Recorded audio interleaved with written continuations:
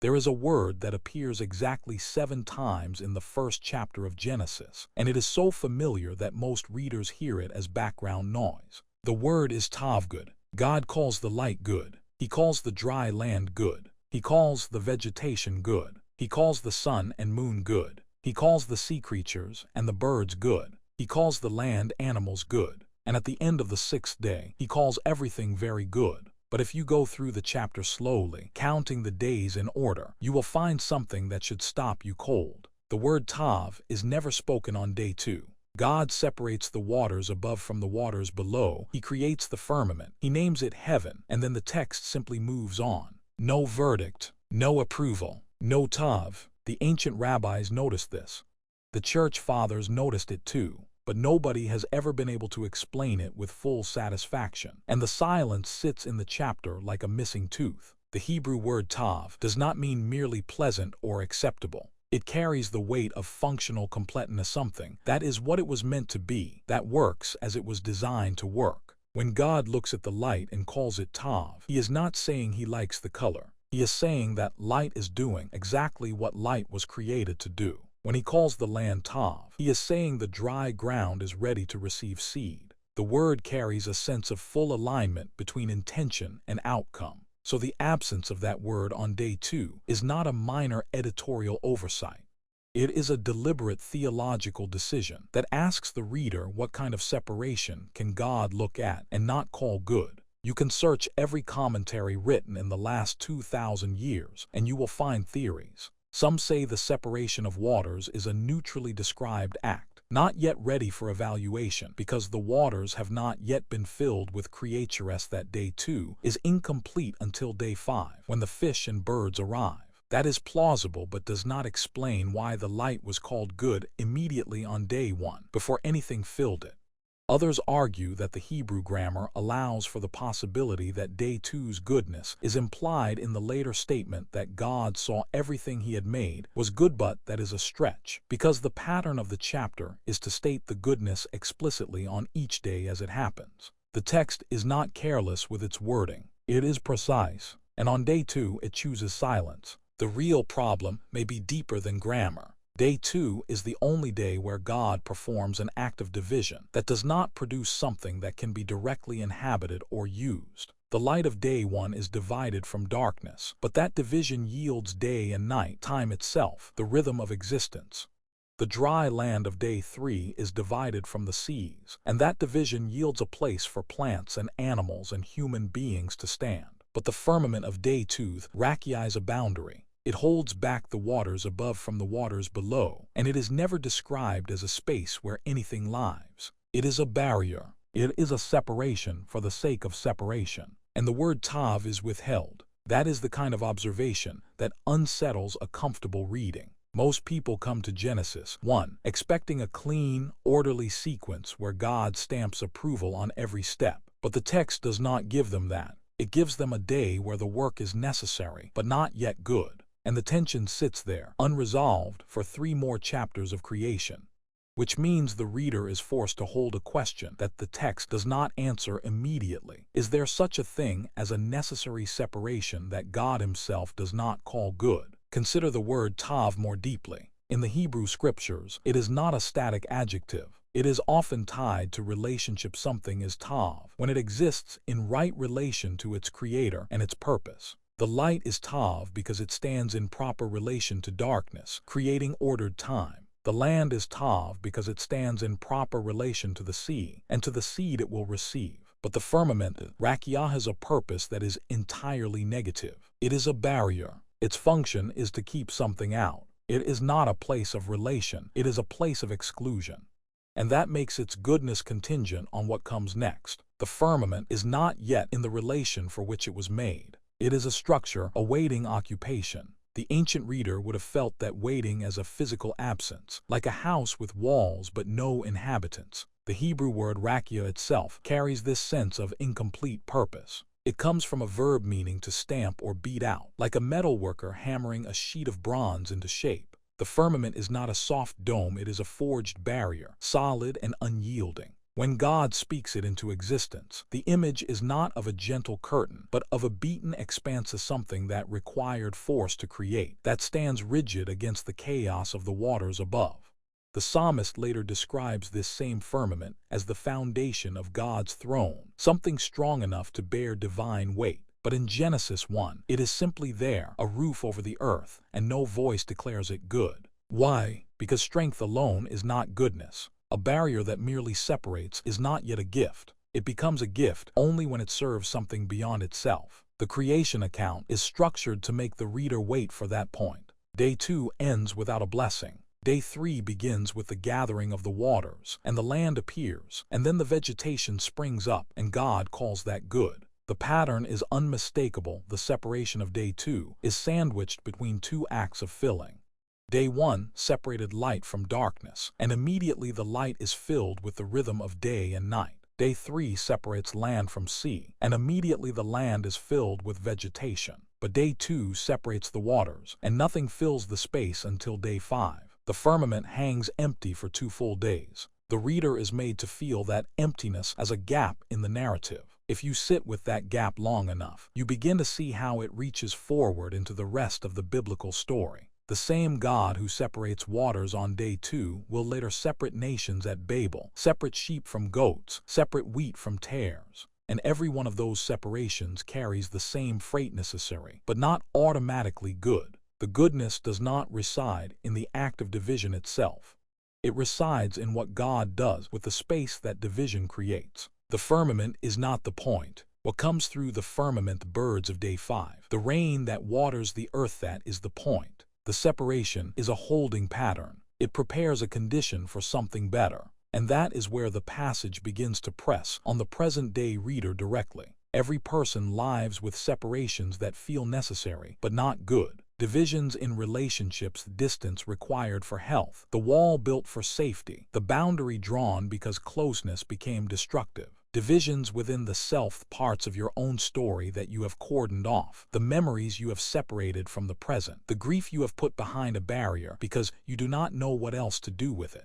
You perform these acts of separation because you must, and then you stand back and look at them, and God does not say tav. The boundary is not evil, but it is not yet good either. It is waiting. The ancient Hebrew reader would have felt this tension even more acutely, because the rakia was not a metaphor, it was the sky they looked up at every day. They knew what a hammered sheet felt like under their hands, the cold hardness of forged metal. When they read that God beat out the heavens like a bronze bowl holding back an ocean, they understood that the sky was a boundary between them and the chaos above. And they also understood that this boundary, though necessary, was not the finished work.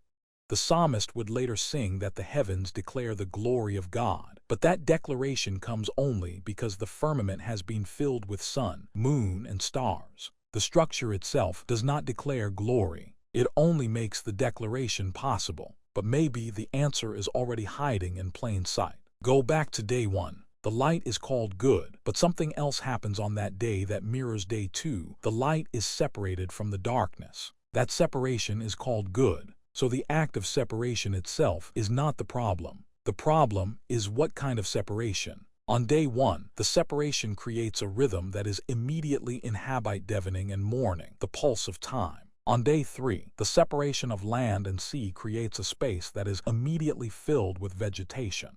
On Day 2, the separation creates a space that remains empty for 3 more days. The firmament is a container waiting for content, and God will not call it good until it is filled. That is the tension that the text leaves hanging. The day ends and no blessing is pronounced. The reader moves into Day 3, sees the land and the plants, hears tav, and is supposed to remember that the firmament is still waiting. The creation account is not a flat sequence of stamped approvals. It is a narrative with an unfinished linear day that God does not yet call good. And the weight of that should press into anyone who has ever felt that something in their own life has been set in place, necessary and correct, but not yet called good. The structure is there. The roof is up. The waters are held back. But the birds have not yet come. Part 1 left you with the image of a roof hammered into place over an empty world firmament standing. The waters held back. The birds not yet come. And that is precisely where the text takes you next. Day 3 passes. Day 4 passes with the lights placed in the firmament itself. And then day 5 arrives, and the waters below swarm with fish, and the air above the space of the firmament fills with birds. The Hebrew word used for the birds is "off," and the text is careful to say that they fly on the face of the firmament of the heavens. They are not above it or below it. They inhabit it. They move through the very space that God separated on day 2 and left empty.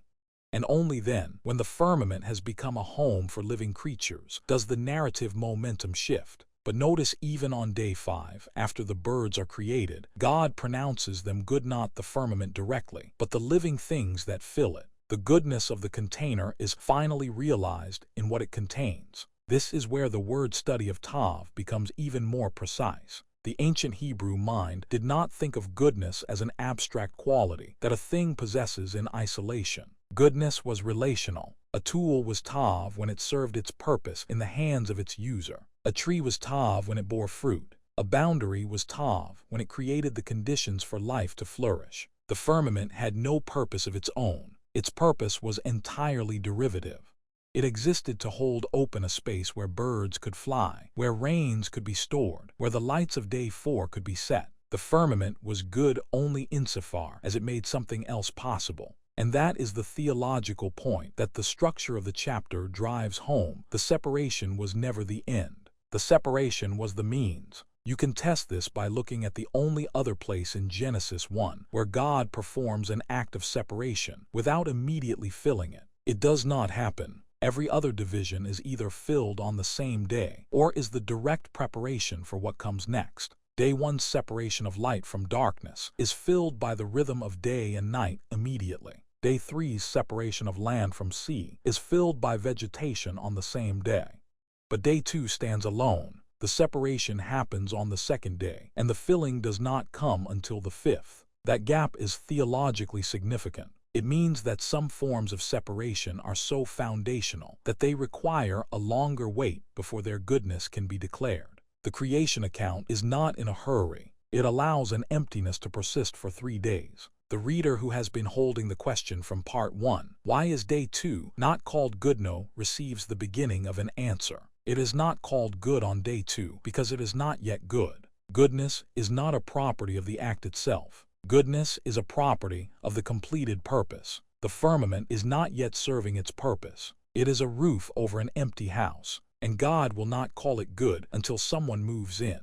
That is a radically different way of thinking about the goodness of God's work. It suggests that God is not interested in approving the scaffolding. He is interested in approving the finished building. And that means that some things God Himself is willing to leave without a blessing until they have been filled with life. Now consider what this means for the reader who is living inside a separation that does not yet feel good. The passage is not offering comfort in the form of a promise that the separation will disappear. The firmament does not disappear. It remains in place throughout the rest of Scripture. The waters above stay above. The boundary is permanent. What changes is not the barrier but what passes through it. The birds come, the rain comes, the sun and moon are set within it. The firmament becomes a place of transit, of provision, of light. The separation does not become less real. It becomes useful. And that is the only kind of resolution the text offers, not the removal of the division, but the discovery that the division was serving a purpose you could not see while it was empty. You are living in the gap between day 2 and day 5. Every person carries separations that were necessary and that remain. The distance between you and someone you once loved. The boundary you drew around a part of your own history because you could not bear to look at it directly. The firmament you hammered into place between your present self and a past version of you that you have disowned. These separations are real. You made them because you had to. And if you stand and look at them, they do not feel good. They feel like they are waiting. And the text says they are waiting. The goodness is not in the act of separation. The goodness is in what you do with the space. But there is a deeper layer to this that most readers miss entirely. Go back to the Hebrew verb for the creation of the firmament. God says, "Let there be a firmament," and then the text says He made it. The verb is asah, which means to fashion or to produce. But in the ancient Near Eastern context, it carries the weight of commissioning something for a purpose. The firmament is not just created, it is appointed. It is assigned a role. and its role is to be a boundary that separates. But boundaries in the ancient world were not static things.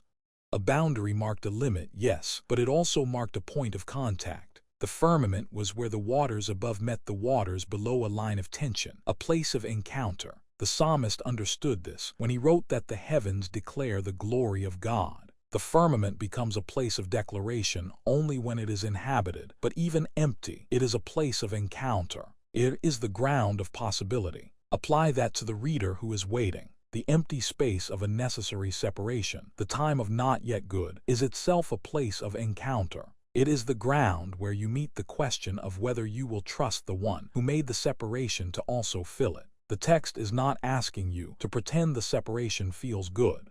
It is asking you to hold the space as the firmament holds the sky, necessary, empty, waiting, and to trust that the filling is coming from the same hand that built the barrier. The birds do not arrive on the same day the firmament is made. 3 days pass, and in those 3 days the firmament is simply there, a silent witness to the fact that God is not finished. That is the hardest part of this passage for the present-day reader. You want the goodness to come immediately. You want the separation to be either resolved or blessed. But the text allows a gap. The gap is not a mistake. The gap is where the narrative momentum builds. The gap is where you learn that God's approval is not withheld because he is displeased. It is withheld because there is more to come. The final resolution of the tension comes on day 6, after everything is filled and Adam is created. God looks at everything he has made, including the firmament, and declares it tav maud, very good. That is the only moment when day 2 is included in a declaration of goodness. It is included not as a separate day, but as part of the whole. And that is the theological key. The firmament is never called good in isolation. Its goodness is only declared in the context of the entire created order. The separation is good not because it is a perfect separation, but because it is part of a perfect whole. The division is good not because it stands alone, but because it serves the whole creation. Which brings the reader to the final and most demanding truth of this passage.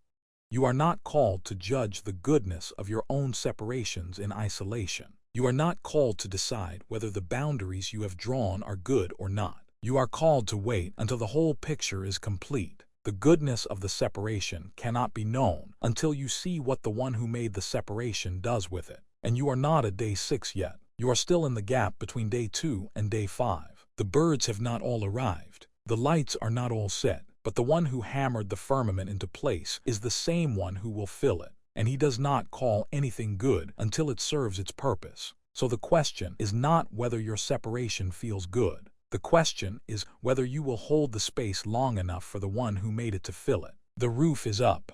The waters are held back. The birds have not yet come. They will.